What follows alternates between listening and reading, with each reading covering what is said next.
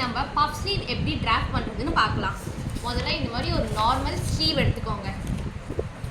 இன்னொரு இந்த மாதிரி ஒரு ஃபோல்டட் ஒரு பெரிய பேப்பரோ எடுத்துக்கோங்க. அது இந்த மாதிரி கொஞ்சம் ஃபோல்ட் பண்ணிக்கோங்க ஒரு பெரிய பேப்பர் எடுத்து.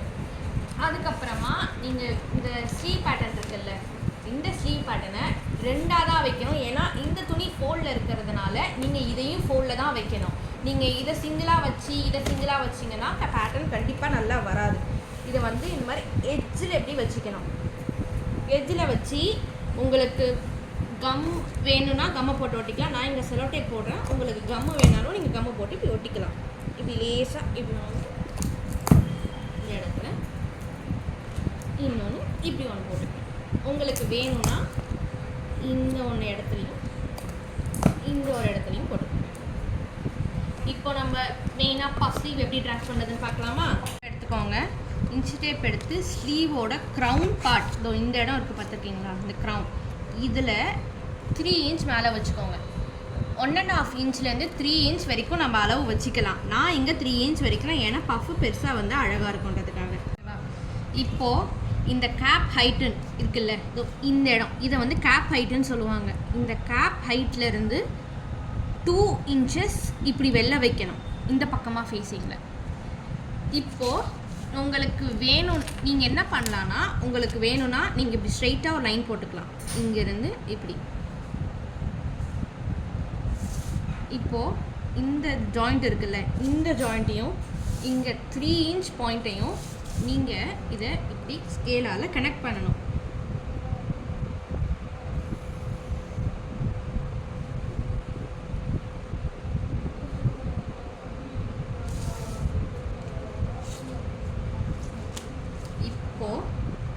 இதிலிருந்து இதுக்கு வச்சு நம்ம இந்த பாயிண்ட், இந்த க்ரௌன் பாயிண்ட்லேருந்து இந்த 2 இன்ச் பாயிண்ட், இந்த 3 இன்ச் பாயிண்ட் வச்சோம்ல, இது வந்து பார்த்துருக்கீங்கன்னா இது வந்து 3 இன்ச் வரும், இது வந்து 2 இன்ச் வரும். இந்த 3 இன்ச்சுக்கும் இந்த 2 இன்ச்சுக்கும் நடுவில் இப்படி இன்ச் டேப் இப்படி வச்சுக்கணும். இப்படி வச்சுட்டு நம்ம இதிலிருந்து மிட் பாயிண்ட் இதுலேருந்து இப்படி கண்டுபிடிக்கணும். இப்போது இதில் நம்ம இந்த மிட் பாயிண்ட்டை மார்க் பண்ணிக்கணும். இந்த மிட் பாயிண்ட்லேருந்து நம்ம 3/4 இன்ச்சஸ், அதாவது 3/4 இன்ச், 3/4, இங்கேருந்து 3/4 இப்படி கீழே வரணும். நம்ம இந்த ஸ்கேலை வச்சு ஒரு கோடு போட்டுக்கணும். இந்த ஹைட் பார்த்துருக்கீங்கன்னா 3/4 இன்ச்சஸ் தான் 3/4 இன்ச் வரும். இப்போது இந்த பாயிண்ட், இந்த 2 இன்ச் பாயிண்ட்லேருந்து 1 இன்ச் மார்க் பண்ணிக்கணும். இங்கே இது வந்து 1 இன்ச் வரும். இப்போது திருப்பி இந்த க்ரௌன் பார்ட்லேருந்து 1.5 இன்ச்சஸ் இப்படி வெளில வரணும். அதுக்கு ஒரு கோடு போட்டுக்கோங்க.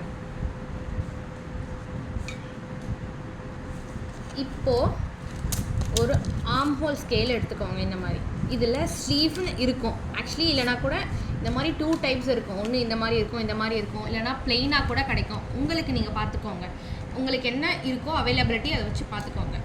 இதில் இந்த கர்வியர் பார்ட் இருக்குது பார்த்துருக்கீங்களா, இந்த கர்வியர் பார்ட், ஸோ இந்த வளைவாக இருக்குல்ல, இந்த வளைவில் இதை இங்கே வைக்கணும். இதோ இந்த 1.5 இன்ச் பாயிண்ட் வச்சோம்ல, அந்த 1.5 இன்ச் பாயிண்ட்லேருந்து நம்ம இங்கே 3/4 இன்ச் இங்கே மார்க் பண்ணோம்ல, இந்த பாயிண்ட்டுக்கு நம்ம இப்போ கனெக்ட் பண்ணணும். இப்படி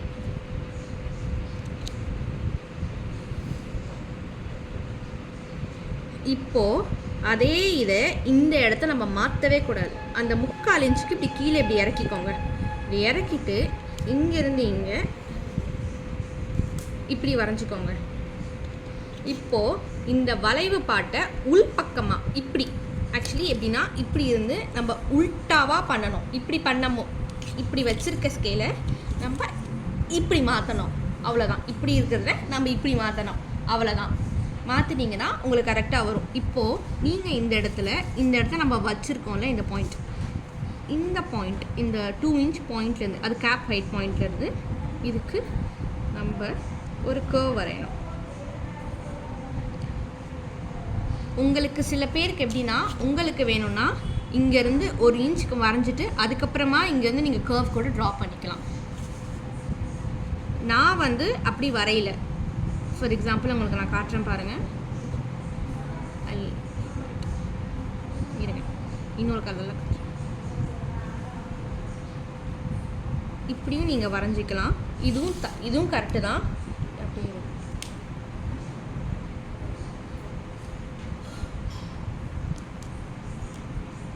நீங்கள் வேணும்னா இந்த பாயிண்ட்லேருந்து திருப்பியும் இந்த பாயிண்ட்டுக்கு நீங்கள் இப்படி ஒரு கனெக்ட் கொடுத்துட்டு அப்புறமா நீங்கள் இந்த இடத்துலேருந்து ஒரு கர்வ் கொடுத்துட்டு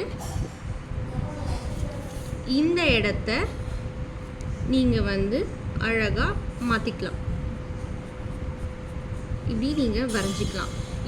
இது பண்ணுறப்போ நமக்கு என்னென்னா, இப்படி பண்ணுறப்போ பஃபோட சைஸ் வந்து கொஞ்சம் சின்னதாக, இந்த ஆர்ம் ஹோலில் பார்த்திங்கன்னா அந்த பஃபோட சைஸு அந்த இதெல்லாம் வந்து கம்மியாக இருக்கும். இது பண்ணும்போது நமக்கு நிறைய கிடைக்கும் பஃப்பு. ஏன்னா அது வந்து குழியாக வரதுனால நமக்கு வந்து நல்லா அந்த இழுத்து கொடுக்கும் போது நமக்கு வந்து நல்லாயிருக்கும், அழகாக இருக்கும் பஃப். இது வந்து கொஞ்சம் கம்மியாக இருக்கும்.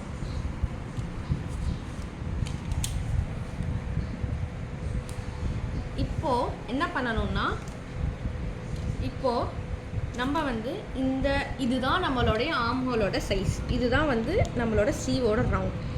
இந்த இடத்துக்கு கரெக்டாக இப்போது இதுதான் ஆர்ம் ஹோலோட ஹைட். இந்த இடத்துல கரெக்டாக நம்ம வச்சு இந்த 2 இன்ச் பாயிண்ட் இருக்குல்ல, இந்த 2 இன்ச் பாயிண்ட்டையும் இந்த இடத்துக்கும் நம்ம இப்படி கனெக்ட் பண்ணணும்.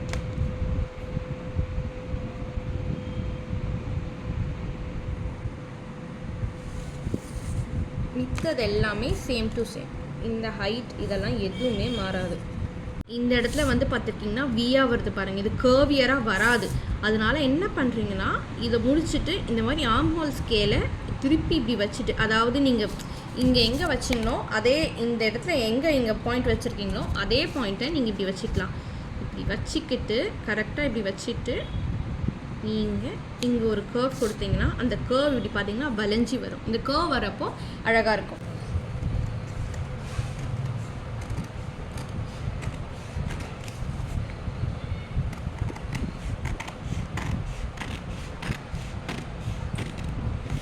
நீங்கள் போட்டிருக்க கோடுலேயே வெட்டலாம், ஒன்றும் பிரச்சனை கிடையாது. கரெக்டாக நான் ஒரு பேட்டர்ன் எடுத்துக்கிட்டதுனால அந்த பேட்டர்னோட அதே அந்த ஹைட்டு அதே அந்த ஆர்மோட ரவுண்டு இதெல்லாம் எதுவுமே நான் மாற்றலை. நான் மாற்றினது எல்லாமே வந்து பார்த்துருக்கீங்கன்னா இந்த க்ரௌனும் இந்த இடத்துல இருக்க கேப் ஹைட்டு மட்டும்தான். ஏன்னா இந்த இடத்துல தான் பஃப் வரணும். பஃப் வரும்போது இந்த இடத்த எதுக்கு நம்ம இந்த இடத்த கொடுக்குறோன்னா, இவ்வளோ நம்ம அகலப்படுத்துகிறோன்னா பஃப்பை நம்ம போட்டுட்டு இப்படி இப்படி இழுப்போம் இல்லை, இழுக்கிறப்போ இந்த இடத்துல சுருக்கம் வரும். இந்த சுருக்கம் வரும்போது அழகாக இருக்கும். அதுக்கு தான் ஆக்சுவலி இதை கொடுக்குறது.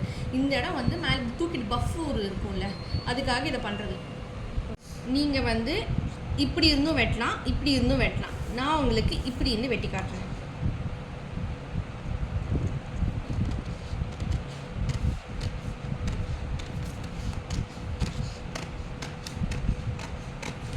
நான் அந்த க்ரீன் லைனை தான் வெட்டுறேன், பிங்க் லைனை நான் வெட்டலை.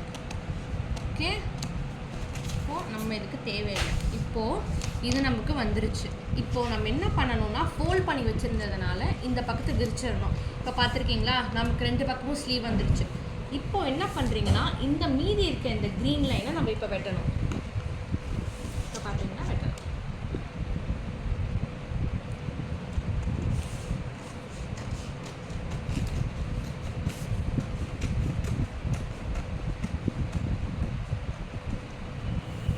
இங்கே ஆக்சுவலி பார்த்துருக்கீங்கன்னா பஃப் ஸ்லீவில் வந்து ஒரு ட்ரிக் இருக்குது. ஆக்சுவலி நிறைய பேர் அதை தப்பாக பண்ணுவாங்க. என்னென்னா, எப்பயுமே வந்து நமக்கு ஸ்லீவ் வெட்டுறப்போ எது குழியாக இருக்கோ அது வந்து நமக்கு ஃப்ரண்ட்டில் இருக்கும். இந்த குழியே இல்லாதது பேக்காக இருக்கும். ஆனால் பஃப் ஸ்லீவில் மட்டும் எப்பயுமே மாறி வருங்க. இந்த குழியாக இருக்கிறது பேக்காக வரும், இந்த பக்கம் நல்லா இருக்கிறது இடம், குழி இல்லாத இடம் வந்து ஃப்ரண்ட்டாக வரும். ஓகேவா, நான் இப்போ மார்க் பண்ணுறேன் பாருங்கள். இந்த குழி இருக்கிறதுனால இந்த இடம் பேக், இது பேக், இது வந்து ஃப்ரண்ட். இதை நீங்கள் பேக்கில் வச்சு தான் தைக்கணும், இது நீங்கள் ஃப்ரண்ட்டில் வச்சு தான் தைக்கணும். இது அப்படியே நீங்கள் போட்டு நீங்கள் துணியில் போட்டு லே பண்ணி கட் பண்ணி நீங்கள் ஸ்டிச் பண்ணிங்கன்னா பர்ஃபெக்டாக வரும். இதோட கட்டிங் அண்ட் ஸ்டிச்சிங் நெக்ஸ்ட் வீடியோவில் பார்க்கலாம்.